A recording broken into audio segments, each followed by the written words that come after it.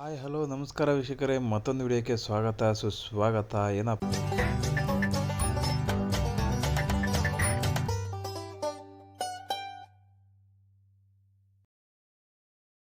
ವಿಷಯ ಅಂದರೆ ಇವತ್ತು ನಮ್ಮ ಅಡಿಕೆ ಗಿಡಕ್ಕೆ ಹಾಳೆ ಕಟ್ಟೋಣ ಅಂತ ಹೋಗ್ತಾ ಇದ್ದೀವಿ. ಅಂದರೆ ಅಡಿಕೆ ಚಂಡಿ ಕಟ್ಟೋಣ ಅಂತ ಹೇಳ್ಬಿಟ್ಟು. ಅಂದರೆ ಏನಾಗುತ್ತೆ ಅಂತ ಹೇಳಿದ್ರೆ, ನವಂಬರು ಮತ್ತು ಡಿಸೆಂಬರಿಂದ ಸ್ಟಾರ್ಟ್ ಆದಂಥ ಬಿಸಿಲಿಗೆ ಇವಾಗ ಅಡಿಕೆ ಚಂಡಿ ಕಟ್ಟಬೇಕಾಗಿತ್ತು. ಅದನ್ನು ಕಟ್ಟೋಣ ಅಂತೇಳಿ ನಾನು ಫಸ್ಟೇ ನಮ್ಮಪ್ಪ ಮೇಲೆ ಕಟ್ತಾಯಿದ್ರು. ನಾನು ಬಂದ್ಬಿಟ್ಟು ಈ ಅಡಿಕೆ ಚಂಡಿನ ಎಲ್ಲ ಒಂದು ಕಡೆ ಎತ್ತಿ ಸೈಡಲ್ಲಿ ಹಾಕ್ತಾಯಿದ್ದೆ. ಅಂದರೆ ಅಲ್ಲಿ ಇಲ್ಲಿ ಬಿದ್ದಿರುತ್ತಲ್ಲ ಅವನ್ನೆಲ್ಲ ಎತ್ಬಿಟ್ಟು ಒಂದು ಕಡೆ ಸೈಡಲ್ಲಿ ಹಾಕ್ಕೊಂಡ್ರೆ ಈಸಿಯಾಗಿ ಕಟ್ಕೊಬರ್ಬೋದು ಅಂತೇಳಿ ನಾನು ಎತ್ತಾಕ್ತಾಯಿದ್ದೆ. ನಮ್ಮಪ್ಪ ಅಲ್ಲಿ ಕಟ್ತಾಯಿದ್ರು. ಏನು ಹೇಳಿ, ಈ ಥರ ತೋಟದಲ್ಲಿ ಕೆಲಸ ಮಾಡೋದಕ್ಕೆ ತುಂಬಾ ಖುಷಿಯಾಗುತ್ತೆ. ಈ ಥರ ಇರಬೇಕು ಲೈಫು. ಯಾವಾಗಲೂ ಬೆಂಗಳೂರಲ್ಲಿ ಇದ್ಬಿಟ್ರೆ ಕಷ್ಟ ಆಗುತ್ತೆ. ಏನಂದರೆ ಬಿಸಿಲಿಗೆ ಗಿಡಗಳು ಸೀಡು ಹೊಡಿತವೆ ಮತ್ತು ಬಾಡ್ತವೆ ಅನ್ನೋದಕ್ಕೆ ಕಟ್ಟೋದು. ನಾವು ಮೇ ಬಿ ಸುಣ್ಣ ಹೊಡಿಬೇಕಾಗಿತ್ತು, ಸುಣ್ಣ ತಂದಿಲ್ಲ. ನಮ್ಮ ಅಣ್ಣಗೆ ಹೇಳಿದ್ದೀವಿ, ಏನು ಮಾಡ್ತಾನೋ ಗೊತ್ತಿಲ್ಲ, ತಂದರೆ ಹೊಡಿಬೇಕು. ಸುಸ್ತಾಯಿತು. ತೋಟ ಇದ್ದರೆ ಮಾತ್ರ ಅಲ್ಲ, ತೋಟದಲ್ಲಿ ಕೆಲಸ ಮಾಡಿದರೆ ಮಾತ್ರ ಇದಾಗೋದು. ಇದೇ ಥರ ಕಂಪ್ನೀಲಿ ಈ ಥರ 5 ನಿಮಿಷ ಕುಂತಿದ್ರೆ ಮ್ಯಾನೇಜರು ಅಥವಾ ಯಾರಾದರೂ ನೋಡ್ಬಿಟ್ಟು ಏನೋ ಕೂತಿದೆಯಾ ಹೋಗಿ ಕೆಲಸ ಮಾಡು ಅಂತ ಹೇಳ್ತಾರೆ. ನಮ್ಮದೇ ಜಾಗ ನಮ್ಮದೇ ಕೆಲಸ ಆದರೆ ಆರಾಮಾಗಿ 5 ನಿಮಿಷ 10 ನಿಮಿಷ ರೆಸ್ಟ್ ತೊಗೋಬೇಕು. ಇಷ್ಟೇ ಲೈಫು. ದುಡಿಮೆ ಇನ್ನೊಬ್ಬರು ಕೈ ಕೆಳಗೆ ಕೆಲಸ ಮಾಡೋದಕ್ಕೂ ನಾವೇ ಓನಾಗಿರೋದಕ್ಕೂ ಡಿಫ್ರೆನ್ಸ್ ಇದೆ. ಏನು ಮಾಡೋದು, ನಮ್ಮ ಹಣೆ ಬರೋ ಸರಿ ಇಲ್ಲ, ಓನ್ ಕೆಲಸ ಆಗ್ತಾಯಿಲ್ಲ. ಮುಂದೆ ಊರ ಕಡೆ ಬಂದರೆ ಈ ಥರ ಹಕ್ಕಿ ಇಕ್ಕಿ ಸೌಂಡ್ ನೋಡಿ ಆ ಥರ ಇದೆ. ಅವ್ರದ್ದೇ ಒಂದು ಪ್ರಪಂಚ. ಈ ಅಡಿಕೆ ಗಿಡನ ಹಾಳಿನ ಗರಿನ ಏನಕ್ಕೆ ಸೈಡಲ್ಲಿ ಎತ್ತಾಕ್ತಿರೋದಂದರೆ, ಆ ಸೈಡಲ್ಲಿ ಮರಗಳ ತುದಿ ಬರುತ್ತಲ್ಲ, ಬಿಸಿಲು ಹೊಡೆಯುತ್ತೆ ಒಂದು ಸೈಡ್. ಅಂದರೆ ಇಳಿ ಬಿಸಿಲು ಅಂತಾರೆ. ಇಳಿ ಬಿಸಿಲು ಹೊಡೆದಾಗ ಮರ ಏನಾಗುತ್ತೆ, ಅಡಿಕೆ ಮರ ಸೀಳು ಬಿಡುತ್ತೆ. ಅಂದರೆ ಒಂಥರ ಕೆಂಪಾಗುತ್ತೆ. ಅದಕ್ಕೋಸ್ಕರ ಇದನ್ನು ಕಟ್ಟೋದು. ನಮ್ಮ ಅಪ್ಪ ಅಲ್ಲಿ ಕಟ್ತಿದ್ದಾರೆ, ನಾನು ಸ್ವಲ್ಪ ಎತ್ಬಿಟ್ಟು ಸೈಡಲ್ಲಿ ಹಾಕ್ತಿದ್ದೀನಿ. ಅವ್ರು ಕಟ್ಕೊಂಡು ಬರ್ತಿದ್ದಾರೆ.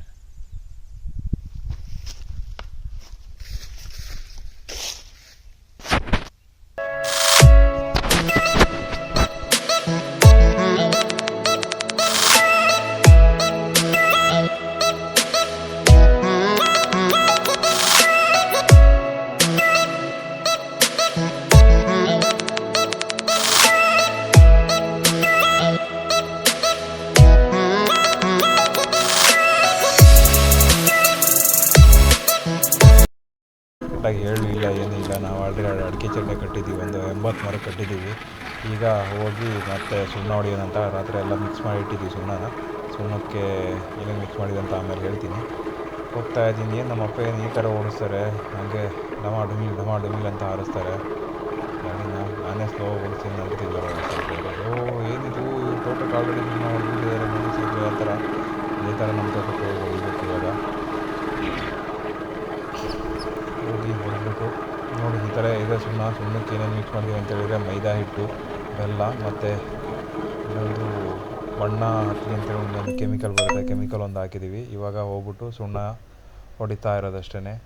ಇದು 2ನೇ ರೌಂಡ್. ಇದು ಫಸ್ಟ್ ರೌಂಡ್ ಹೊಡೆದುವಾಗ ನಾನು ರೆಕಾರ್ಡ್ ಮಾಡಿರಲಿಲ್ಲ, ಇವಾಗ ರೆಕಾರ್ಡ್ ಮಾಡ್ಕೊಳ್ತಾ ಇದ್ದೀನಿ. ಮಿಕ್ಸ್ ಮಾಡ್ಕೊಳ್ತಾ ಇರೋದು. ಫಸ್ಟ್ ಒಂದು ರೌಂಡ್ ಮಿಕ್ಸ್ ಮಾಡಿಬಿಟ್ಟು ಒಂದು 20 ಗಿಡ 30 ಗಿಡಕ್ಕೆ ಹೊಡೆದಿದ್ದೆ.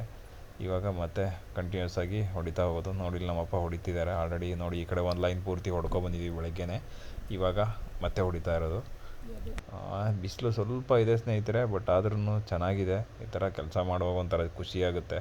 ಯಾವಾಗೋ ಒನ್ ಟೈಮ್ ಬರ್ತೀವಲ್ವ, ಅದಕ್ಕೆ ಬಂದು ಮಾಡಿಬಿಟ್ಟು ಹೋಗ್ತಾ ಇರಬೇಕಷ್ಟೇ, ಏನು ಮಾಡೋಕ್ಕಾಗಲ್ಲ. ಸುಣ್ಣ ಹೊಡೆಯೋದು ಸ್ವಲ್ಪ ಕಷ್ಟದ ಕೆಲಸನೇ, ಬಟ್ ಸುಣ್ಣ ಕಷ್ಟ ಇದೆ. ಕೈಯೆಲ್ಲ ಸುಡೋದಂತ ಇಲ್ಲ, ಹೊಡೆಯುತ್ತೆ. ಅಂದರೆ ಹೀಟ್ ಆಗುತ್ತೆ ಸುಣ್ಣ. ಈ ಬಿಸಿಲಲ್ಲಿ ಹೊಡ್ಕೊಂಡು ಹೊಡೆಯೋದು. ಟೋಟಲಿ ಒಂದು 800 ಗಿಡ ಇದೆ, ಬಟ್ 2 ಡೇಸ್ ಆಗುತ್ತೆ. ಬಟ್ ಆದಷ್ಟು ವಿಡಿಯೋನ ಕಡಿಮೆ ಮಾಡ್ಕೊಂಡಿದ್ದೀನಿ. ಅದಕ್ಕೆ ಸ್ವಲ್ಪ ಇರಲಿಲ್ಲ, ಅದು ಮೈಕ್ ಪ್ರಾಬ್ಲಮ್ ಆಗಿತ್ತು, ಅದಕ್ಕೋಸ್ಕರ ಮಾಡಿರಲಿಲ್ಲ. ಇವಾಗ ಸ್ವಲ್ಪ ವಾಯ್ಸ್ ಓವರ್ ಕೊಡ್ತಾ ಇದ್ದೀನಿ.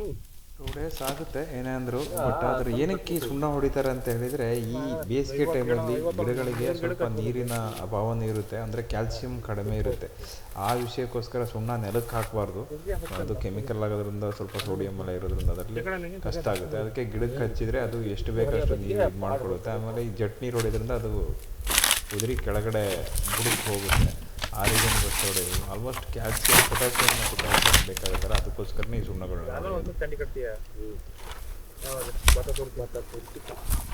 ಬಟ್ ಟೋಟಲಿ 2-3 ಡೇಸ್ ಆಗಿತ್ತು ನಾನು ಆಲ್ರೆಡಿ ಬೆಂಗಳೂರಿಂದ ಬಂದ್ಬಿಟ್ಟು ಊರಿಗೆ. 1-2 ಡೇಸ್ ತೋಟದಲ್ಲಿ ಕೆಲಸ ಮಾಡಿ ಖುಷಿಯಾಯಿತು, ಒಂಥರ ಹ್ಯಾಪಿ ಆಯಿತು.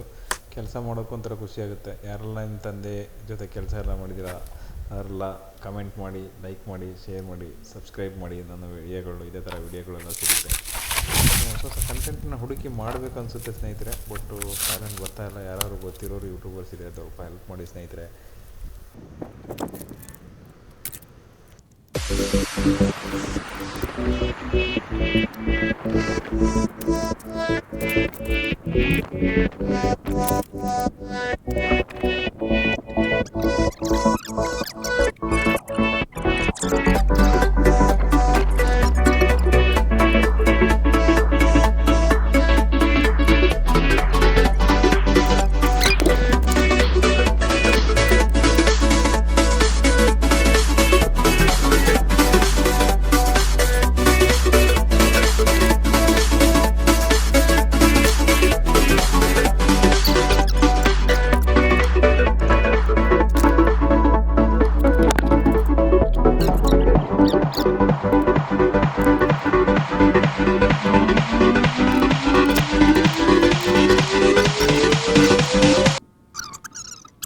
ಊಟದ ಸಮಯ. ಈಗ ಅಣ್ಣ ಬರ್ತಾನೆ, ಆಟೋದಲ್ಲಿ ಹೋಗೋಣ ಬನ್ನಿ.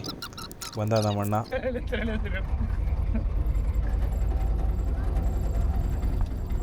ಇವತ್ತು ನಮ್ಮ ಅಣ್ಣನ ಅಂಬಾರಿ ಇಲ್ಲಿ ರೈಡ್.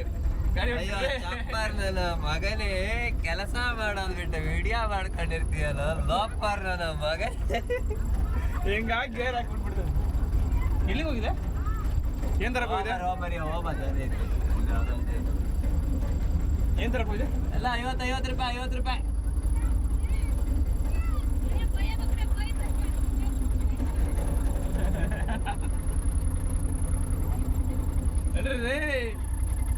ಅಲ್ಲೊಂದು ಸೀಟ್ ಬರೋದೈತಲ್ಲ.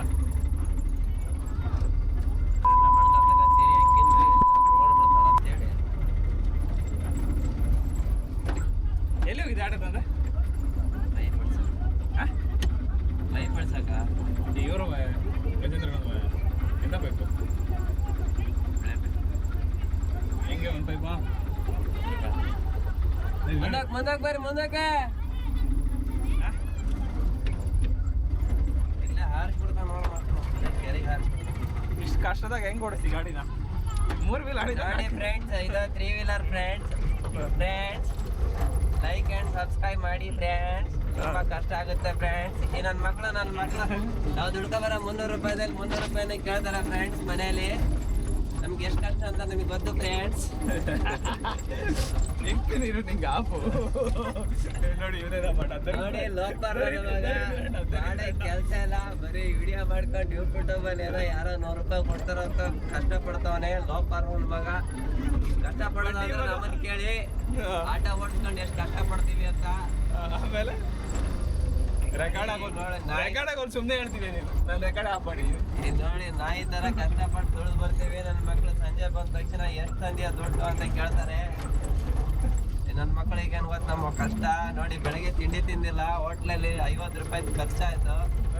ಯಾವತ್ತಿಂದ ಅಂತ ಹೇಳ ನಿಂಗೆ? ದುಡಿಯೋದು 500 ರೂಪಾಯಿ. ಈ ನನ್ನ ಮಕ್ಕಳು ಬೆಳಗ್ಗೆ ಅಡುಗೆ ಮಾಡಿ ಹಾಕಲ್ಲ ಫ್ರೆಂಡ್ಸ್.